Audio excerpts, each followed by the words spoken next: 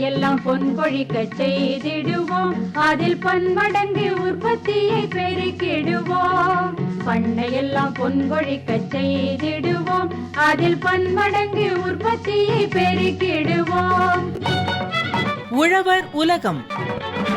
கண்மணி பொல்லல் மணியை வளர்த்திடவே நாடும் கருத்துரைக்கும் ஒளிபரப்பை கேட்டிடுவோம். கண்மணி பொல்லல் மணியை வளர்த்திடவே நாடும் கருத்துரைக்கும் ஒளிபரப்பை கேட்டிடுவோம்.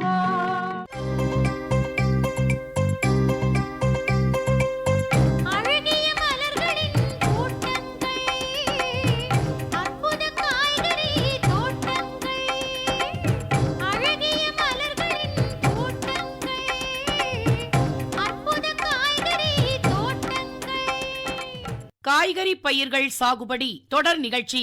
பழவகையின் தேரோட்டங்கள், பாதையில் புது வகை மாற்றங்கள், தோட்டக்கலையின் நேரமீது தொழில்நுட்பங்கள் கோருமீது பாட்டமின்றி வாழ்வதற்கு வழிவகைகளும் பாடமிது. இதனை கேளுங்கள் என்றும் இனிதாய் வாழுங்கள், இதனை கேளுங்கள் என்றும் இனிதாய் வாழுங்கள்.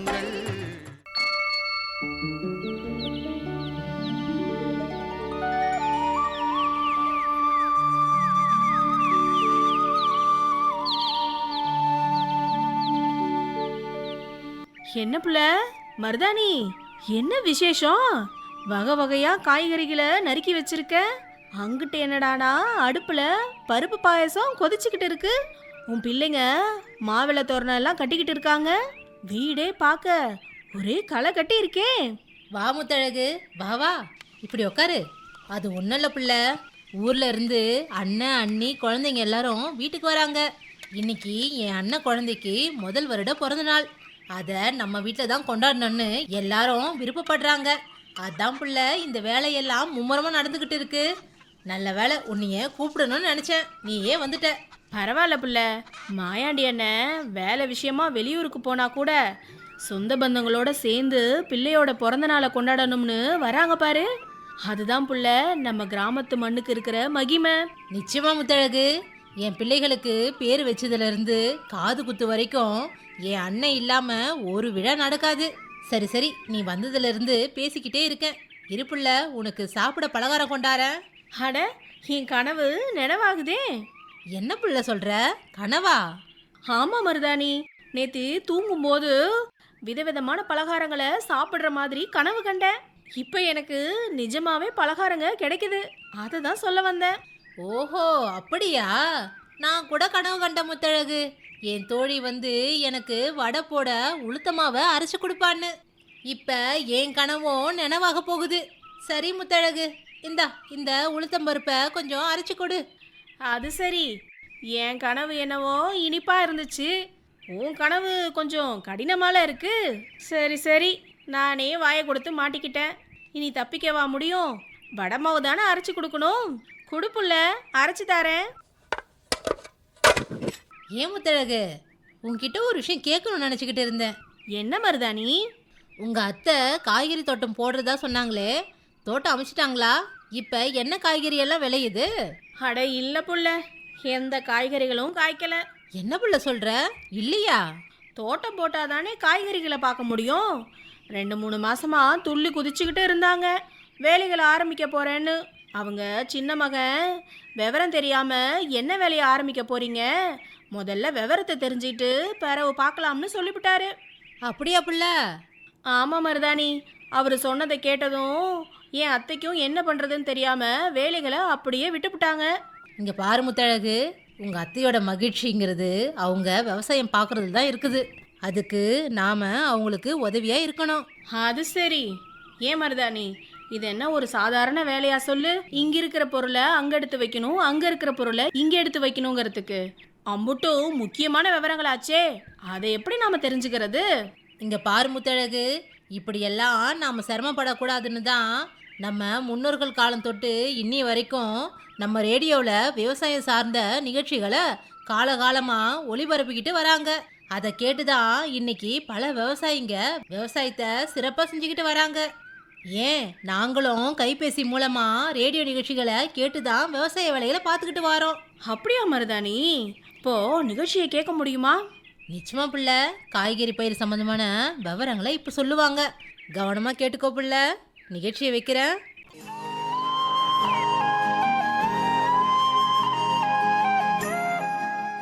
அன்பார்ந்த வேளாண் பெருமக்களே, இன்றைய நிகழ்ச்சியில் காய்கறி பயிர்களின் சாகுபடி பருவம் மற்றும் ரகங்கள் குறித்து திருவண்ணாமலை கீழ்நெல்லி வேளாண்மை அறிவியல் மைய தொழில்நுட்ப வல்லுநர் ரா. விஜயகுமார் அவர்களின் உரையினை கேட்கலாம்.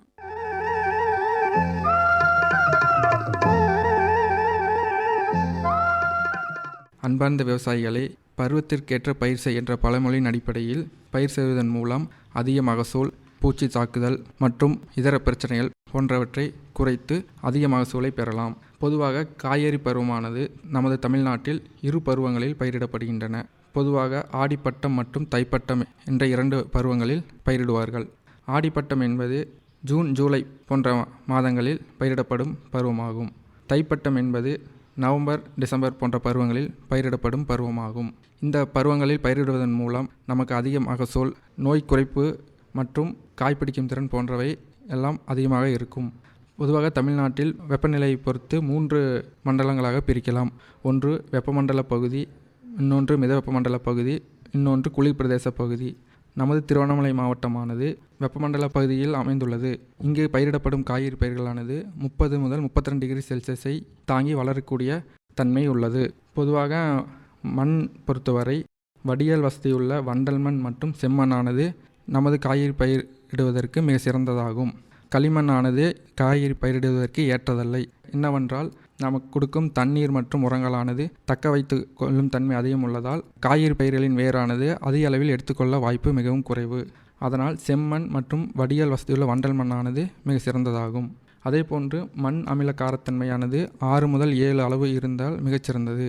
அதற்கு கம்மியாகவோ அல்லது அதற்கு அதிகமாகவோ இருக்கும் பட்சத்தில் நாம் உரமானது கொடுக்க வேண்டிய நிலை ஏற்படும். அதேபோன்று இந்தந்த பருவங்களில் எந்தெந்த ரகங்கள் ஏற்றவை என்பதை பற்றி பார்ப்போம். பொதுவாக கோயம்புத்தூரில் அமைந்துள்ள தமிழ்நாடு வேளாண்மை பல்கலைக்கழகம் மற்றும் பெங்களூரில் அமைந்துள்ள இந்திய தோட்டக்கலை ஆராய்ச்சி நிறுவனம் என்ற 2 பல்கலைக்கழகங்கள் அதிகப்படியான ரகங்களை உற்பத்தி செய்து மக்களுக்கு சிறந்த முறையில், அதாவது அதிக மகசூல் பெறக்கூடிய அளவிற்கு ரகங்களை உற்பத்தி செய்து மக்களிடையே பிரபலப்படுத்துகின்றன. பொதுவாக தக்காளியில் பெரியகுளம் 1 ரகமானது தமிழ்நாடு வேளாண்மை பல்கலைக்கழகம் மூலம் கண்டுபிடிக்கப்பட்டுள்ளது. இதனுடைய சிறப்பியல்பு என்னவென்றால் இது தொலைதூர ஏற்றுமதிக்கு ஏற்ற ரகமாகும். அதேபோன்று கோயம்புத்தூரில் அமைந்துள்ள வேளாண் பல்கலைக்கழகம் கண்டுபிடித்த கோயம்புத்தூர் ஹைபிரிட் 3 மற்றும் 4 ஆனது அதிக மகசூலுடைய தன்மை கொண்டுள்ளது. அதேபோன்று கோ3 என்ற ரகமானது காய்பிடிக்கும் திறன் அதிகம் உள்ளது. இதெல்லாம் தக்காளி ரகங்கள் நமது திருவண்ணாமலை மாவட்டத்திற்கு ஏற்ற ரகங்களாகும். அதேபோன்று கத்தரி, பொதுவாக கத்தரியை பொறுத்தவரை தமிழ்நாட்டில் ஒவ்வொரு பகுதிக்கு ஏற்றவாறு ரகங்களானது கண்டுபிடிக்கப்பட்டுள்ளது. அதாவது கோயம்புத்தூர், திருப்பூர், ஈரோடு போன்ற மாவட்டங்களில் கோயம்புத்தூர் 1, கோயம்புத்தூர் 2 ரகமானது ஏற்றது. இதன் சிறப்பியல்பு என்னவென்றால் அந்த பகுதியில் வரி கத்திரியானது மிகவும் பிரபலமடைந்துள்ளது. அதனால் அதற்கேற்ற ரகமானது கண்டுபிடிக்கப்பட்டுள்ளது. இதே பெரியகுளம், மதுரை போன்ற திண்டுக்கல் போன்ற பகுதிகளானது பச்சை வரி கத்திரியானது மிகவும் பிரபலமடைந்துள்ளது. இதனால் PKM 1 மற்றும் மதுரை 1 போன்ற ரகமானது பச்சை வரி கத்திரி மற்றும் ஊதா நிறத்துடன் காணப்படும். இது தென் மாவட்டங்கள், அதாவது தூத்துக்குடி, திருநெல்வேலி, ராமநாதபுரம் இந்த பகுதிகளில் வெள்ளை கத்திரியானது மிகவும் பிரபலமடைந்துள்ளது. அதனால் தூத்துக்குடியில் அமைந்துள்ள வேளாண் அறிவியல் கல்லூரி மற்றும் ஆராய்ச்சி நிலையமானது கிள்ளிகுளம் 1 என்ற ரகமானது கண்டுபிடிக்கப்பட்டுள்ளது. இதே வட மாவட்டங்களான திருவண்ணாமலை, வேலூர், ராணிப்பேட்டை போன்ற மாவட்டங்களில் முள்ளு கத்திரியானது மிகவும் பிரபலமடைந்துள்ளது. இந்த முள்ளு கத்திரியானது வேலூரில் அமைந்துள்ள ஆராய்ச்சி நிறுவனம் விரிஞ்சிபுரம் 1 மற்றும் 2 ஆனது கண்டுபிடிக்கப்பட்டுள்ளது. இந்த ரகங்களானது அந்தந்த பகுதிகளில் பயிரிடுவதன் மூலம் அதிக மகசூலானது பெறப்படுகிறது. அடுத்து மிளகாய் ரகங்களானது கோ1, கோ2 மற்றும் கோயம்புத்தூர் ஹைபிரிட் 1 போன்ற ரகங்களானது அதிக மகசூல் கொண்டது. இது கோயம்புத்தூரில் அமைந்துள்ள தமிழ்நாடு வேளாண்மை பல்கலைக்கழகமானது கண்டுபிடிக்கப்பட்டுள்ளது. இதே போன்று பெரியகுளம் 1, கிள்ளிகுளம் 1, பரமக்குடி 1 போன்ற ரகங்களானது அந்தந்த பகுதிகளில் சிறந்த மகசூல் எடுப்பதற்காக ஆராய்ச்சி மூலம் கண்டுபிடிக்கப்பட்டுள்ளது. பொதுவாக தக்காளியில் ரகத்திற்கு 300 to 350 கிராம் விதையானது தேவைப்படுகிறது ஒரு ஹெக்டருக்கு. அதே ஹைபிரிடுக்கு 100 to 150 கிராம் தேவைப்படும். அதே போன்று கத்தரியானது ஒரு ஹெக்டருக்கு ரகமானது 400 கிராம் விதை தேவைப்படுகிறது. ஹைபிரிடிற்கு 200 கிராம் விதை தேவைப்படுகிறது. இதேபோல் மிளகாய்க்கு ரகத்திற்கு 1 கிலோ விதை தேவைப்படுகிறது. ஹைபிரிடிற்கு 200 to 250 கிராம் விதை தேவைப்படுகிறது. இந்த விதைகளை நாம் நேரடியாக நாற்றாங்கல் விதைப்பதற்கு முன் விதை நேர்த்தியானது மிக மிக அவசியமாகும். எதற்காக விதை நேர்த்தி பண்ண வேண்டும் என்றால், விதை நேர்த்தி பண்ணுவதன் மூலம் விதையின் முளைப்புத் திறனை அதிகப்படுத்தலாம், விதையின் மூலம் பரவும் நோய்களை கட்டுப்படுத்தலாம். இதற்கு 1 கிலோ விதைக்கு 4 கிராம் ட்ரைகோடெர்மா விரிடி என்ற பூஞ்சான் கொல்லியை பயன்படுத்துவதன் மூலம் விதை மூலம் பரவும் நோய்களை குறைக்கலாம். எனவே அன்பார்ந்த விவசாயிகள், இந்தந்த பருவங்களுக்கு ஏற்ற ரகங்களை பயிரிடுவதன் மூலம் அதிக மகசூலானது பெறப்பட்டு நோய் தாக்கும் தன்மையானது குறைவாக இருக்குமாறு கண்டுபிடிக்கப்பட்டுள்ளது. எனவே இந்தந்த ரகங்களை பயிரிடுவதன் மூலம் நீங்கள் அதிக மகசூல் பெறலாம். இதுவரை காய்கறி பயிர்களின் சாகுபடி பருவம் மற்றும் ரகங்கள் குறித்து திருவண்ணாமலை கீழ்நெல்லி வேளாண்மை அறிவியல் மைய தொழில்நுட்ப வல்லுநர் ரா. விஜயகுமார் அவர்களின் உரையினை கேட்டீர்கள்.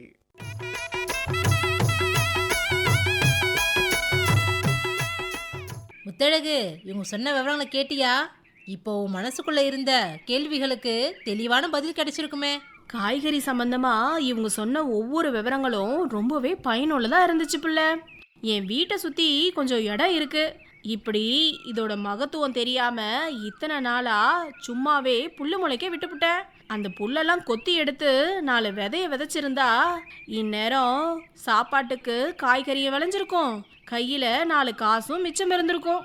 இப்பவும் ஒன்றும் இல்லை பிள்ளை, விவரத்தை கேட்டுட்டல்ல. நீ சொன்னது போல நாளைக்கே புல்லை எடுத்து போட்டுட்டு இவங்க சொன்ன வழிமுறைகளை முறையே கடைப்பிடி. அப்புறம் பாரு, கை நிறைய வருமானமும் வரும், ஆரோக்கியமும் மேம்படும். அதோட இந்த விஷயத்த உன் அத்தை கிட்ட போய் சொல்லு புள்ள. அவங்களோட நீண்ட நாள் கனவு நனவாகட்டும். நிச்சயமா புள்ள, விவசாயியா பிறந்ததுக்கு நான் பெருமைப்படுறேன். என்னோட நேரத்தையும் உழைப்பையும் சரியானபடி பயன்படுத்தி விவசாயத்துல அதிக விளைச்சல் எடுத்து வருங்கால சந்ததியினருக்கு ஒரு எடுத்துக்காட்டா இருக்க போறேன். அடடா, இந்த தைரியம் என் முத்தழகு முகத்தை பொலிவால ஆக்கிடுச்சு. இனி உன் செயல்கள் அனைத்தும் வெற்றி தான் புள்ள. ரொம்ப சந்தோஷம் புள்ள. மருதாணி, அங்க பாரு, மாயாண்டி அண்ணன் குடும்பத்தோட வந்துகிட்டு இருக்கிறாரு. அட ஆமா புள்ள, வா வா, நாம போய் அவங்கள வரவேற்போம்.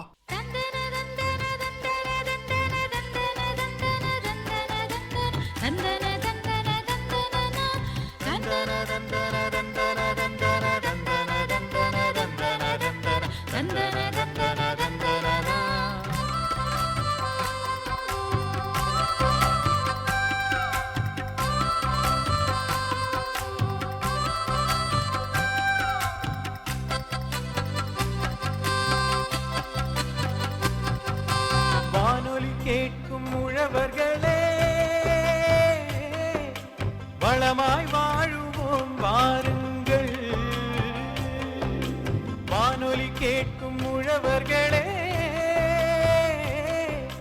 வளமாய் வாழுவோம் வாருங்கள். வணிக முறையில் வேளாண்மை வழிமுறை என்ன கேளுங்கள். வணிக முறையில் வேளாண்மை வழிமுறை என்ன கேளுங்கள். வானொலி கேட்கும் உழவர்களே, வளமாய் வாழுவோம் வாருங்கள்.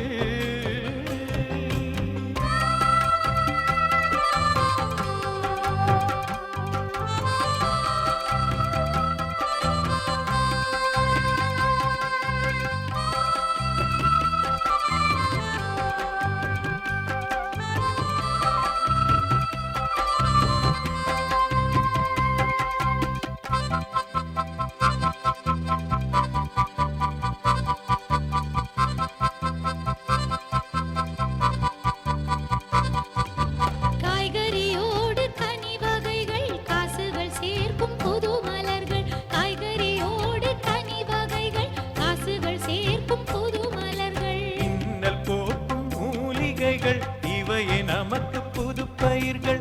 இன்னல் போக்கும் மூலிகைகள் இவையே நமக்கு புது பயிர்கள். வானொலி கேட்கும் உழவர்களே,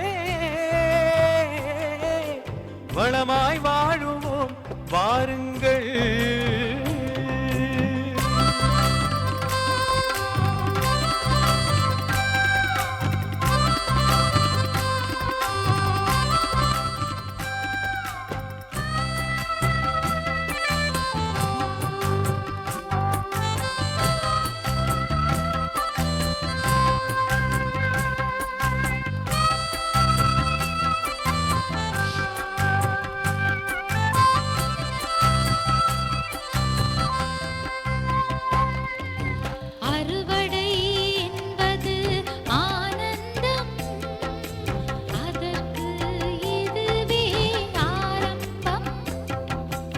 அறிவால் எதையும் வென்றிடுவோம், அற்புதம் உழவில் செய்திடுவோம். அறிவால் எதையும் வென்றிடுவோம், அற்புதம் உழவில் செய்திடுவோம். வானொலி கேட்கும் உழவர்களே, வளமாய் வாழுவோம் வாருங்கள். வானொலி கேட்கும் உழவர்களே, வளமாய் வாழுவோம் வாருங்கள். வணிக முறையில் வேளாண்மை வழிமுறை என்ன கேளுங்கள். வணிக முறையில் வேளாண்மை வழிமுறை என்ன கேளுங்கள். வானொலி கேட்கும் உழவர்களே, வளமாய் வாழுவோம் வாருங்கள். தந்தன தந்தன தந்தன தந்தன தந்தன தந்தன தந்தன தந்தன தந்தன தந்தன தந்தன தந்தன தந்தன தந்தன தந்தன தந்தன தந்தன தந்தன தந்தன. இனி தொடர்வது வேளாண் செய்திகள். நிலையான வருமானம் தரும் தவசி கீரை. தவசி கீரை என்பது ஒரு பல்லாண்டு பசுமை தாவரமாகும். இது தவசி கீரை, ஸ்வீட் லீஃப் புஷ், சக்கரமுனி மற்றும் பல் உயிர்ச்சத்து கீரை என்ற பெயர்களால் அழைக்கப்படுகிறது. இந்தியா, இலங்கை, தென்கிழக்கு ஆசியா மற்றும் தெற்கு சீனாவில் பரவலாக காணப்படும் இத்தாவரம் அதிக ஊட்டச்சத்து கொண்ட கீரை வகையாகும். வணிக ரீதியாக சாகுபடி செய்வதற்கு இது ஒரு சிறந்த பயிராகும். தவசி கீரை ஒரு செங்குத்தான பல கிளைகள் கொண்ட புதர் வகை தாவரமாகும். இயற்கையாக 2.5 முதல் 3.5 மீட்டர் உயரம் வரை வளரக்கூடியது. ஆனால் வணிக ரீதியாக சாகுபடி செய்யும் போது 1 முதல் 2 மீட்டர் உயரத்தில் இதன் வளர்ச்சி கட்டுப்படுத்தப்படுகிறது. இலைகள் நீள்வட்ட வடிவில் 5 முதல் 7 சென்டிமீட்டர் நீளமும் அடர் பச்சை நிறமும் கொண்டவையாகும். சிறிய வெள்ளை நிற பூக்களும் பழுக்கும் போது கருப்பு நிறமாக மாறும் விதைகளும் கொண்டது. இதன் ஊட்டச்சத்து மற்றும் மருத்துவ பயன்கள் பற்றி தெரிந்து கொள்வோம். தவசி கீரை மற்ற கீரை வகைகளை காட்டிலும் அதிக புரதச்சத்து கொண்டது. 100 கிராம் இலைகளில் புரதம் 6 முதல் 7.6 கிராமும், கார்போஹைட்ரேட் 6.9 கிராமும், நார்ச்சத்து 1.9 கிராமும் இருக்கும். இத்தாவரத்தில் உயிர் சத்துக்கள், கனிமங்கள், புரதம் நிறைந்து இருக்கும். இது தாய்ப்பால் சுரப்பை அதிகரிக்கவும், நீரிழிவு நோய், காய்ச்சல் போன்றவற்றை குணப்படுத்தவும் பாரம்பரிய மருத்துவத்தில் பயன்படுத்தப்படுகிறது. தவசிக்கீரை வெப்பமான மற்றும் ஈரப்பதமான காலநிலையில் சிறப்பாக வளரும். கடல் மட்டத்திலிருந்து 1300 மீட்டர் உயரம் வரை உள்ள நிலங்களில் பயிரிடலாம். 26 முதல் 35 டிகிரி செல்சியஸ் வெப்பநிலை மிகவும் ஏற்றது. 900 முதல் 1200 மில்லிமீட்டர் ஆண்டு மழைப்பொழிவு இதற்கு உகந்தது. குறைந்த நிழல் உள்ள இடங்களிலும் சிறப்பாக வளரும். தவசி கீரையை பயிரிட மணல் கலந்த வண்டல் மண் மற்றும் வண்டல் மண் மிகவும் ஏற்றது. களிமண் நிறைந்த மண்ணிலும் வளரும். நல்ல வடிகால் வசதி கொண்ட மண் அவசியமாகும். மண்ணின் அமிலக்காரத்தன்மை 6 முதல் 7.5 இடையில் இருக்க வேண்டும். கரிம பொருட்கள் நிறைந்த மண் சிறந்த வளர்ச்சியை தரும். நீர் தேங்கும் மண் பயிருக்கு தீங்கு விளைவிக்கும் என்பதால் நல்ல வடிகால் வசதி கொண்ட மண் அவசியமாகும். நிலத்தை 2 முதல் 3 முறை நன்கு உழவு செய்ய வேண்டும். கடைசி உழவின் போது ஹெக்டேருக்கு 10 முதல் 20 டன் நன்கு மக்கிய தொழு உரம் அல்லது கம்போஸ்ட் உரத்தை மண்ணில் கலக்க வேண்டும். இது மண்ணின் கட்டமைப்பை மேம்படுத்துவதோடு நுண்ணூட்ட சத்துக்களையும் அளிக்கும். உழவின் பின் மண்ணை சமன் செய்து தண்ணீர் வடிவதற்கு சிறிய வாய்க்கால்கள் அமைக்க வேண்டும். இதற்கான இனப்பெருக்க முறையானது தவசிக்கீரையை விதைகள் மூலமும் தண்டுக்குச்சிகள் மூலமும் இனப்பெருக்கம் செய்யலாம். வணிக சாகுபடிக்கு தண்டுக்குச்சிகள் மூலம் இனப்பெருக்கம் செய்வது மிகவும் பொருத்தமானது. காரணம், இது விரைவான வளர்ச்சியையும் சீரான தரத்தையும் அளிக்கிறது. தண்டுக்குச்சிகளை தயாரிக்க ஆரோக்கியமான தாய் செடிகளிலிருந்து 15 முதல் 20 சென்டிமீட்டர் நீளமுள்ள பென்சில் தடிமன் கொண்ட அரை மரத்தன்மையான கிளைகளை தேர்ந்தெடுக்க வேண்டும். ஒவ்வொரு குச்சியிலும் குறைந்தது 3 முதல் 4 முளைகள் இருக்க வேண்டும். குச்சிகளின் கீழ் பகுதியை சாய்வாக வெட்டி ஹார்மோன் தூளில் தோய்த்து நடவு செய்ய வேண்டும். இது வேர் வளர்ச்சியை ஊக்குவிக்கும். நாற்றங்காலில் மணல், மண் மற்றும் தொழு உர கலவையில் குச்சிகளை 5 சென்டிமீட்டர் சென்டிமீட்டர் ஆழத்தில் நடவு செய்ய வேண்டும். தினமும் 2 முறை நீர் தெளிக்க வேண்டும். 50 முதல் 60% நிழல் வலையை பயன்படுத்தி நிழல் அளிக்க வேண்டும். 2 முதல் 3 வாரங்களில் வேர்கள் வளரத் தொடங்கும். 4 முதல் 6 வாரங்களில் நல்ல வேர் அமைப்பு கொண்ட நாற்றுகள் தயாராகும்.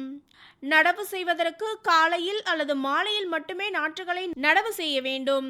வெயில் நேரத்தில் நடவு செய்வதை தவிர்க்க வரிசை முறை நடவு செய்யும் போது செடிகளுக்கு இடையே 60 சென்டிமீட்டர் இடைவெளியும் வரிசைகளுக்கு இடையே 75 சென்டிமீட்டர் இடைவெளியும் கொடுக்க வேண்டும்.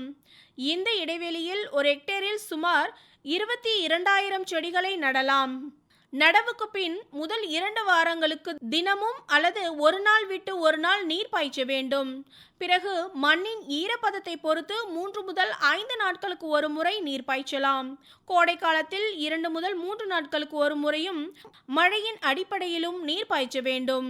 சொட்டு நீர் பாசனம் இப்பயிருக்கு மிகவும் ஏற்றது. இது 30 முதல் 40% நீரை சேமிக்கவும் சீரான வளர்ச்சிக்கும் உதவும். வயலில் நல்ல வடிகால் வசதி இருப்பதை உறுதி செய்ய வேண்டும். பொதுவாக மண் எப்போதும் ஈரப்பதமாக இருக்க வேண்டும், ஆனால் நீர் தேங்கக்கூடாது. இதற்கான உர மேலாண்மை பற்றி தெரிந்து கொள்வோம். தவசிக்கீரை அதிக ஊட்டச்சத்து தேவைப்படும் பயிராகும். அடியுரமாக ஹெக்டேருக்கு 10 முதல் 20 டன் நன்கு மக்கிய தொழு உரம் அல்லது கம்போஸ்ட் உரத்தை நிலம் தயாரிக்கும் போது இட வேண்டும். கூடுதலாக ஹெக்டேருக்கு நைட்ரஜன் 100 முதல் 150 கிலோ, பாஸ்பரஸ் 50 முதல் 75 கிலோ மற்றும் பொட்டாஷ் 70 முதல் 100 கிலோ தேவைப்படும். பாஸ்பரஸ் மற்றும் பொட்டாஷின் முழு அளவையும் அடியுரமாக இட வேண்டும். நைட்ரஜனை 3 அல்லது 4 சம பங்குகளாக பிரித்து இட வேண்டும். முதல் மேலுரம் நடவுக்கு 20 முதல் 25 நாட்கள் கழித்தும், 2ஆம் மேலுரம் 60 நாட்களுக்கு பின்னும், 3ஆம் மேலுரம் 90 நாட்களுக்கு பின்னும் இடலாம். கரிம விவசாயிகள் வேப்பம் புண்ணாக்கு, எண்ணெய் புண்ணாக்குகள், பஞ்சகவ்யா, மீன் அமிலம் போன்றவற்றை பயன்படுத்தலாம். வேப்பம் புண்ணாக்கு ஹெக்டேருக்கு 500 முதல் 750 கிலோவும், பஞ்சகவ்யா 3% கரைசலை 15 நாட்களுக்கு ஒரு முறை இலை வழியாக தெளிக்கலாம். கலவையை 60 நாட்களுக்கு ஒரு முறை இலை வழியாக தெளிப்பது நல்ல பலனை தரும். செடிகள் நல்ல வளர்ச்சி மற்றும் அடர் பச்சை நிறத்துடன் இருக்க சரியான உர மேலாண்மை மிக அவசியம். களை மேலாண்மை. தவசிக்கீரையின் ஆரம்ப வளர்ச்சி கட்டத்தில் களை மேலாண்மை மிகவும் முக்கியமானதாகும். முதல் 60 நாட்களில் வயலை களைகள் இல்லாமல் வைத்திருக்க வேண்டும். நடவுக்கு பின் 20, 40 மற்றும் 60ஆம் நாட்களில் கைகளை எடுக்க வேண்டும், அல்லது ஆழமில்லாத மண்வெட்டி மூலம் களைகளை எடுக்கலாம். இது களைகளை அகற்றுவதோடு மண்ணை காற்றோட்டமாகவும் வைக்கும்.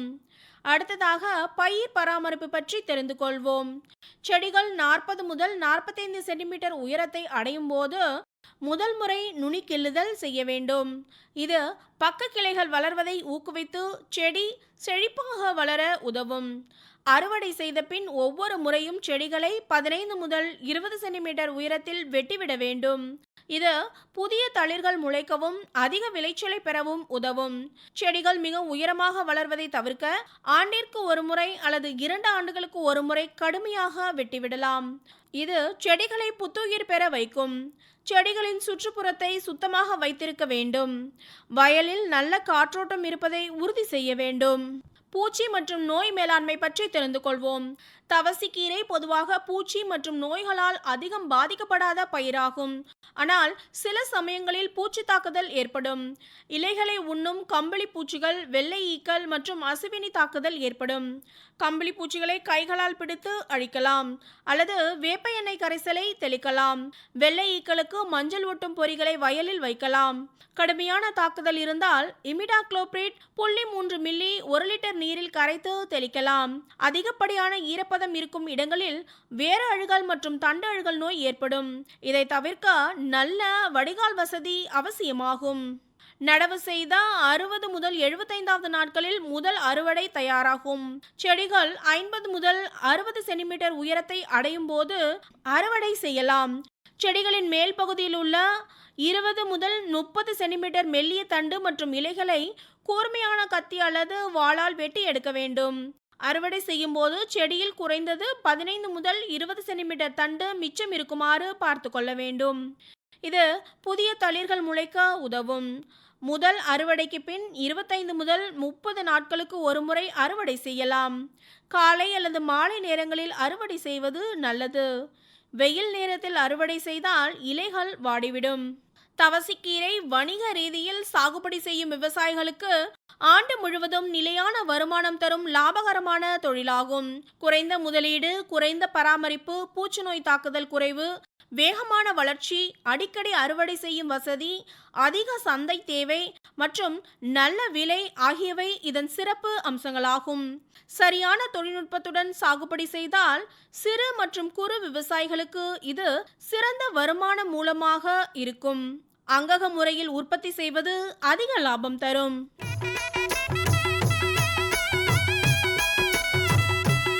இதுவரை வேளாண் செய்திகள் கேட்டீர்கள்.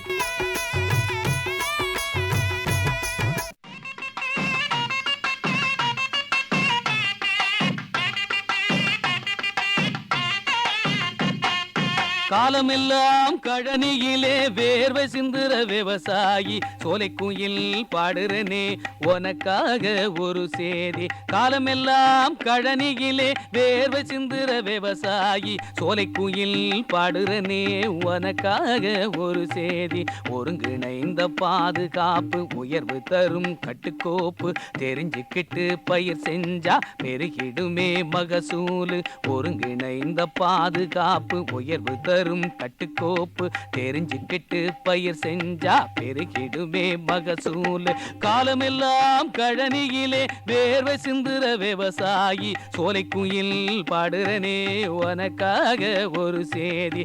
காலமெல்லாம் கழனியிலே வேர்வை சிந்துற விவசாயி சோலைக்குயில் பாடுறனே உனக்காக ஒரு சேதி.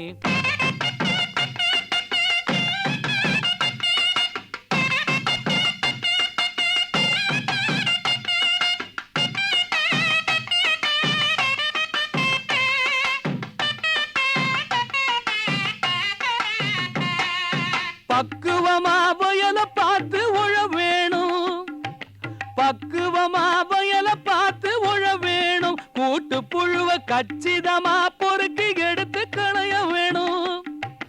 பக்குவமா வயல பார்த்து உழ வேணும். கூட்டு புழுவ கச்சிதமா பொறுக்கி எடுத்து களைய வேணும். பூச்சி எதிர்க்கும் ரகங்களையே விதைக்க வேணும். பூச்சி எதிர்க்கும் ரகங்களையே விதைக்க வேணும். பயிர் சுழற்சி முறைய கடைப்பிடிக்க வேணும். பூச்சி எதிர்க்கும் ரகங்களையே விதைக்க வேணும். பயிர் சுழற்சி முறைய கடைப்பிடிக்க வேணும். பண்டையெல்லாம் பொன் கொழிக்க செய்திடுவோம், அதில் பன்மடங்கு உற்பத்தியை பெருக்கிடுவோம். அமைப்பில் உதவி டி. துர்கா. கண்மணி பொல்லில் மணியை வளர்த்திடவே நாடும் கருத்துரைக்கும் ஒலிபரப்பை கேட்டிடுவோம். அமைப்பு எஸ். முருகேசன். உண்ணும் பொருள் அத்தனையும் விளைத்திடுவோம், நித்தம் உழைப்பால் நில மகளை வணங்கிடுவோம். இத்துடன் இன்றைய உழவர் உலகம் நிகழ்ச்சி நிறைவடைகிறது. பொட்டலையும் பூங்கொழிலாய் திருத்திடுவோம், அதற்கு புத்தம் புது முறைகளையும் புகுத்திடுவோம். பட்டி தொட்டி சொர்க்கமாக பாடுபட்டே நம் பாரத சமுதாயத்தை உயர்த்திடுவோம்.